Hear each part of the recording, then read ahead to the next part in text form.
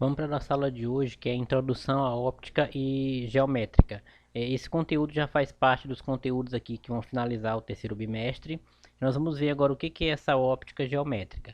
Bom, a óptica geométrica é um ramo da física que ela estuda o comportamento da luz. Então, como a luz se comporta sem se preocupar com a natureza dessa luz, ou seja, sem se preocupar com a origem dessa luz, apenas com o comportamento dela. Um outro conceito importante que nós temos aqui de introdução à óptica é a luz. A luz nada mais é do que um agente da visão. Então, para que haja visão, precisa que tenha luz também. E outro conceito importante é o raio de luz. Então, se a luz é um agente da visão, o raio de luz ele é considerado um segmento de reta orientado.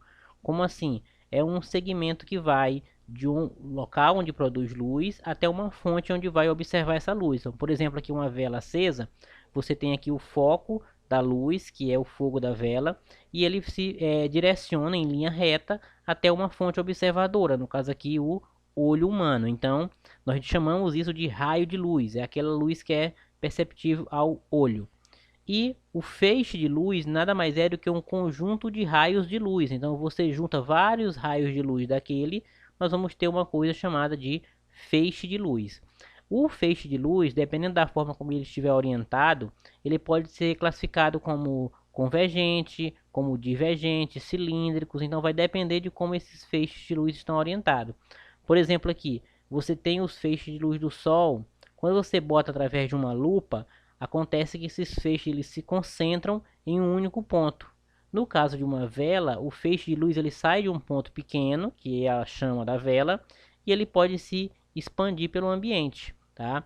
Ou também, por exemplo, um projetor, onde o feixe de luz ele sai na forma cilíndrica. Mas tudo isso aqui são conceitos iniciais de óptica. Bom, com relação aos meios de propagação, a luz ela pode se propagar de três formas, né? Ela pode se propagar através de um meio que nós chamamos de meio transparente. O que seria esse meio transparente? Quando eu tenho os raios de luz atravessando o objeto. Então eu tenho um objeto, por exemplo, um vidro. O raio de luz ele consegue atravessar o vidro e chegar do outro lado, lá no lado do observador. E quando ele chega do outro lado, ele forma uma imagem nítida. A gente consegue observar a imagem. Então, um exemplo disso é vidro. O próprio ar é considerado um meio transparente de propagação da luz, tá? Então, o que acontece? Nesse meio transparente, a luz ela não vai sofrer desvios, né? Ela vai seguir em linha reta, diferente de um meio translúcido, que é outro meio de propagação da luz. No meio translúcido, esses raios de luz aqui, eles não vão seguir de maneira regular. Eles vão sofrer alguns desvios no seu percurso quando vai perpassar o objeto e do outro lado vai formar uma imagem não tão nítida assim. Um exemplo disso é naqueles vidros foscos, em papel. Então, quando a imagem não é formada de maneira nítida do outro lado, é porque esses raios de luz eles sofreram algum desvio no caminho. Então, nós chamamos isso de meio translúcido. Um outro meio de propagação da luz é o meio opaco. Nesse caso aqui, não há propagação porque os raios de luz não conseguem atravessar aquele meio. Por exemplo, uma parede, né, a madeira, a luz não consegue passar por esse meio. Então nós chamamos isso de meio opaco. É o meio de propagação da luz onde a luz não consegue atravessar o objeto. Com relação às fontes de luz, né, as fontes de luz elas são corpos que vão emitir luz ou então vão refletir. E aí podem ser classificados de acordo com a natureza ou com a dimensão, que é a mesma coisa de tamanho.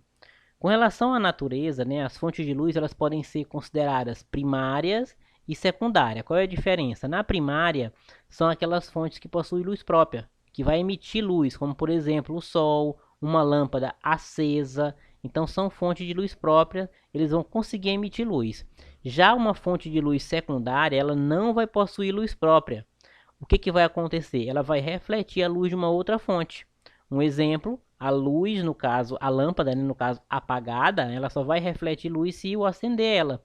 Ou seja, se ela receber energia elétrica, é que ela vai conseguir refletir. E a Lua também, como nós sabemos, é um satélite natural da Terra, porém ela não possui luz própria. Quando nós enxergamos a Lua à noite, aquele brilho da Lua é resultado da luz do Sol que bate na Lua e reflete aqui para a Terra. Então, recapitulando, Fonte de luz primária é aquela que vai possuir luz própria. Fonte de luz secundária é aquela que não possui luz própria, ela precisa refletir a luz de uma outra fonte.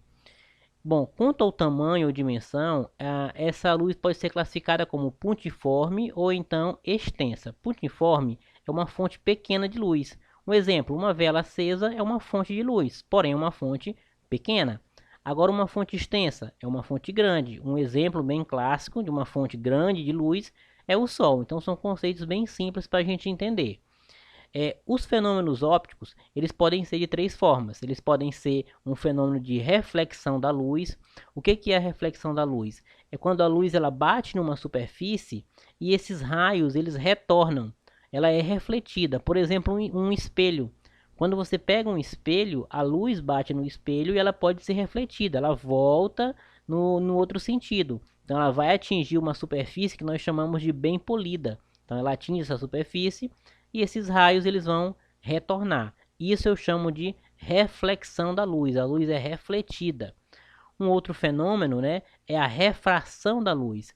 Bom, qual é a diferença? Nesse caso aqui da refração da luz, é a passagem dos feixes de luz por algum meio material, como por exemplo do ar para a água. Então, por exemplo, a luz que vem do Sol, ela pode estar passando pelo ar e atingindo a água. E quando ela atinge a água, esses feixes de luz eles vão ser refratados lá no fundo da piscina, por exemplo, né, no fundo do recipiente. Então, o feixe de luz passa pelo ar e depois passa pela água e tem um desvio no seu percurso. Então, a luz lá embaixo ela é refratada. Então, nós chamamos isso de refração da luz.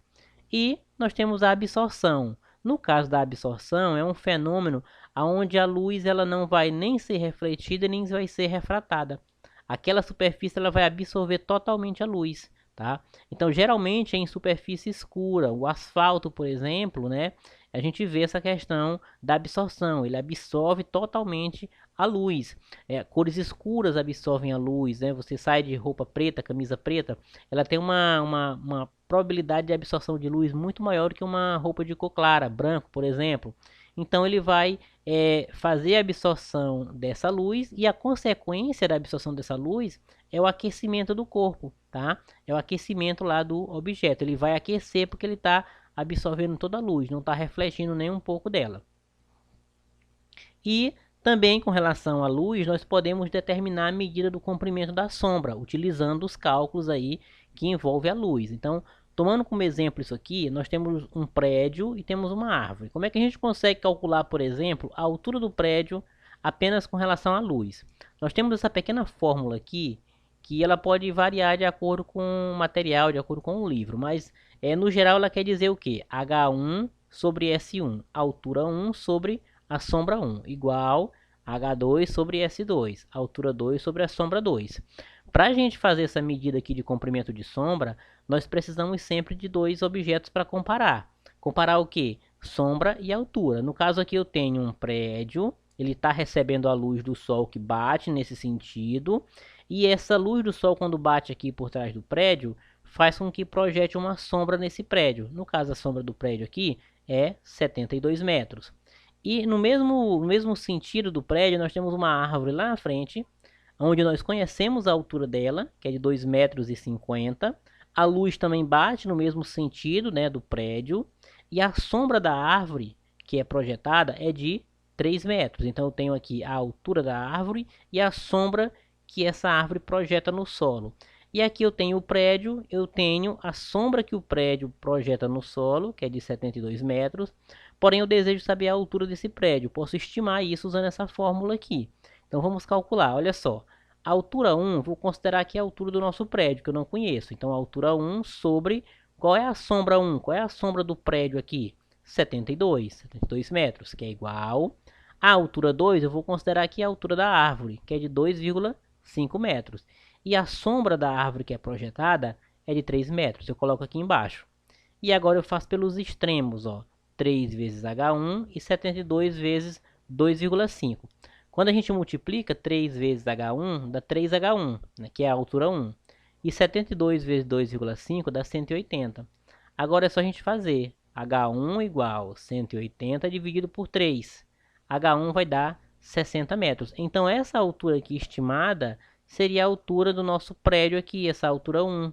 Esse prédio tem uma altura de 60 metros, então a gente consegue calcular, né, a altura de objetos, por exemplo, usando aqui a medida da sombra, usando o comprimento da sombra. Mas lembre-se, para isso sempre eu preciso estar comparando dois objetos. No caso aqui eu estou comparando a sombra do prédio com a sombra de uma árvore que está no mesmo sentido, né, de localização do prédio. Aí eu consigo estimar mais ou menos o tamanho da altura do prédio. No caso aqui, 60 metros.